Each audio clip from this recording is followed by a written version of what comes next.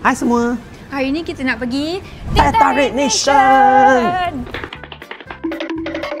Welcome to Teh Tarik Nation. Okay, yang paling kita orang recommend kat Teh Tarik Nation ni adalah teh tarik slushy. Kita orang juga recommend untuk try kita punya butter cake. Butter cake tu adalah the 40 years punya resepi tau. Lah, pura-pura terkejut je. Banyak pula makanan depan mata.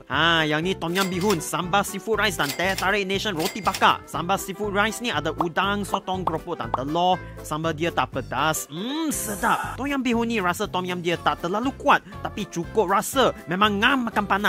Jom kita try drinks dia pula, kan nama dia Teh Tarik Nation ni. Signature Teh Tarik rasa dia tak manis, teh dia smooth and rich je. Laping kopi ni pula bandung campur kopi. First time rasa kombinasi ni, memang interesting gila. Ni pula Teh Tarik Slushy, dia punya tekstur pekat dan tak manis. Best minum sejuk-sejuk. Teh Tarik pandan ni, wah sedap. Rasa pandannya wangi tapi tak terlalu kuat. Yang last ni paling rare sekali, chai masala dengan malak. Tak pedas langsung tapi buat lidah kita rasa kebas-kebas. Korang memanglah boleh try.